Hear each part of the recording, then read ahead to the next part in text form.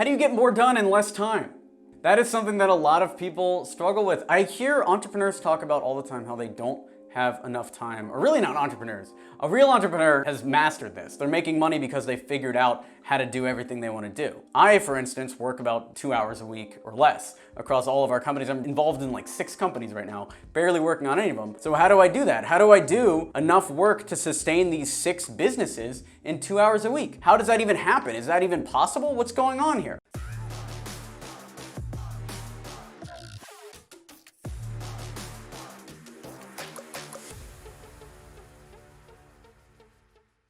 This video is brought to you by Email 10K.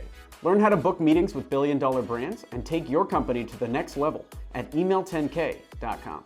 Well, the thing you gotta realize is the way to do more with less time, the number one way, is to hire other people to do the work for you. That's it. If you wanna work less hours, and let's say you work 40 hours, if you hire someone to do your job that takes 40 hours, now all of a sudden, you don't have to work 40 hours anymore. That's the easiest, most simple way I can put this. If you're a sales guy and you're on sales calls back-to-back selling, and it's taking you 40 hours a week, but you can find a sales guy for $3,000 to $4,000 a month that will do that and make you $8,000 a month, hire him, hire her, and now you can pay the sales guy the $4,000 a month and make that $4,000 in profit, and you're working 0 hours a week. That's the main thing when it comes to getting more done in less time. Hiring people is the number one thing. But let's say you're not at the point that you can hire anyone. And I'll talk about some things that worked for me because I've always been a very efficient worker. And the reason why is I get bored so quick. You know, if I'm doing something that's not like grabbing my attention, I'm gonna not do it. It's gonna be tough. And sometimes we run into problems because in our life, we have to do stuff that we don't wanna do. So here's some stuff that I've figured out. First thing you wanna do is batch your tasks based on your energy level or how much you wanna do it. So for instance, if there is a very hard task you wanna do, like my main task for the week is to film YouTube videos, I will do that on a Monday or Tuesday, early in the morning. First thing I do, first thing in the week, hardest thing, then the rest of the week is like a coast. If it's a sales guy, it might be doing all your proposals on a Monday. It might be batching your cold emails to send, like we talk about in Email 10K. Whatever it is, the hardest thing should be the first thing because you've had the entire weekend to recharge. You know, your Sunday's been chill. Hopefully you're not super hungover on Monday.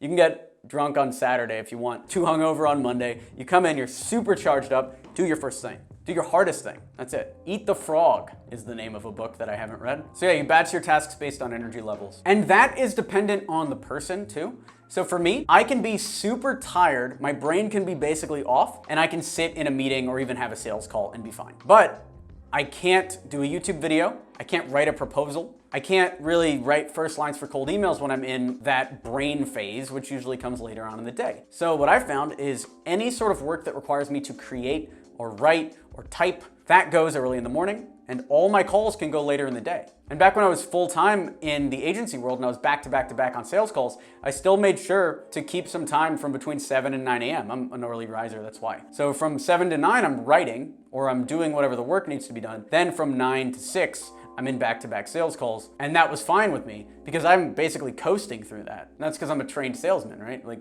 when you're following the right scripts or when you're really just going based on your gut, you can do a lot of stuff, which is what we talk about in Email 10K if you want to check that out. So batch your tasks based on energy levels. Things that take lower amounts of energy should come when you are lowest energy. And some people, if you're an early bird like me, your highest energy levels come in the morning. So your highest energy tasks should be first thing. If you are a late riser, you might be better stacking your meetings in the morning, and then by the end of the day, you're ready to create, so put your creative time at the end of the day. It all depends on you as a person and how you actually work. The other thing to do is if you really, really hate your work, you can use a Pomodoro timer. Now, I used to do this when I would write blog posts for money.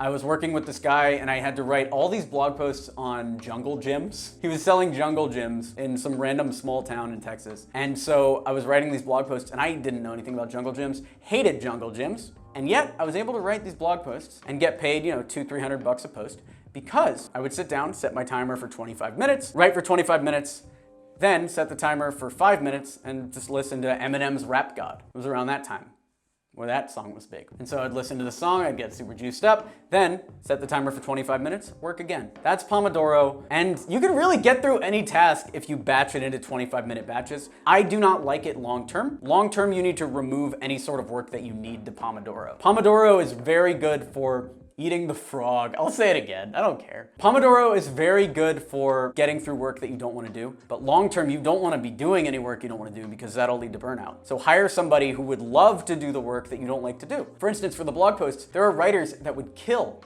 to write blog posts about jungle gyms. So we go out there, we find those writers, they love their job, they write the most amazing blog posts on jungle gyms ever, and I go over here and I either sell or do nothing. And that's the entrepreneur's life, the business owner's life. The other way to get more done in less time is to cut as many meetings as possible. I really only have 2 meetings a week, 2 half-hour meetings, one with Div, who runs our marketing, and one with Robert, who's my co-founder. He runs the other businesses in the portfolio. So with that meeting, we're able to get a lot done. We're able to talk and do our own things. And then the rest of the week, all of us just have to go out there and do our work. The more you talk to other people, the more your time is wasted. It's kind of like watching TV. You know, like if you sit here and you get rid of TV, all of a sudden you're gonna have hours and hours of time because you're not wasting it on TV. It's similar with meetings. If you remove the 6 hours of meetings you have every day, all of a sudden you're gonna be surprised by how much time you have. Remove anything that's draining, remove anything that wastes your time. And if you're a sales guy and you're meeting all day to close clients, that's different. Those meetings are fine. You're selling, that's fine. The meetings I'm talking about are touching base with the team, one-on-ones with your boss every single day, check-ins,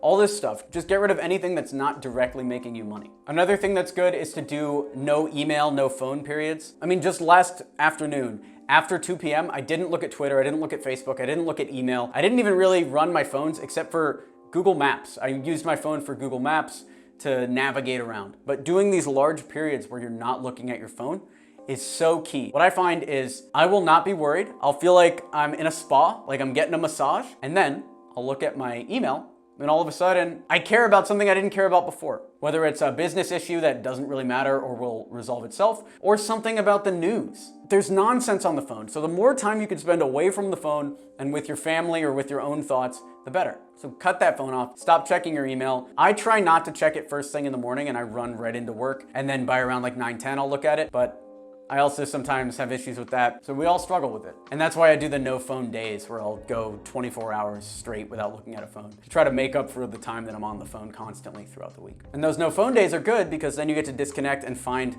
what you really care about rather than just reacting to what's being thrown in your face all the time. The other thing that really works for me is time boxing. For instance, every day, every weekday, from, let's say from the time I wake up, so from 8 a.m. to 12 p.m., I'm working every day. And if I'm on vacation, maybe I'm not working during that time. But that is the block that I have set aside for work. And I even do my hobbies sometimes later in the week if I do all my work too early, which happens basically every single week. But that time is productive time. And that can be productive time on your business. It could be productive time on your side hustle. What it's not is hanging out with your girlfriend.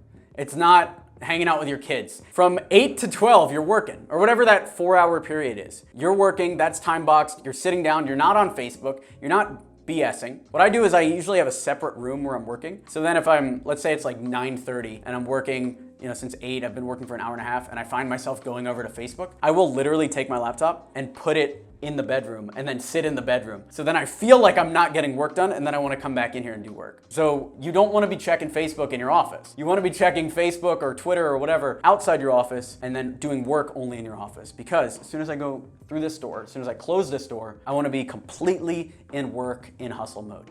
This video is brought to you by Email 10K. Hey, are you still thinking about investing in Facebook or Google ads to grow your business? Well, I just did and it took me $10,000 to break even. So unless you have that to drop before you see any results at all, I highly recommend you look into cold email because it's a better and cheaper way to kickstart your business. And honestly, I wish I would have invested the 10K in cold email. I would have seen a much bigger return and have in the past. Hop in Email 10K and watch the free presentation. And that's that. That's how to get more done with less time. If you want more tips, check out email10k.com. It goes through exactly what to do step by step to create and grow your business using cold email. So check that out. Smash that like button to encourage this type of content on YouTube. Subscribe for more videos like this. Check out all our past content about how to grow your business, how to live your best life, how to become a better salesman, how to get more done, etc. Check all that out. Thanks for watching. I'm Alex Berman.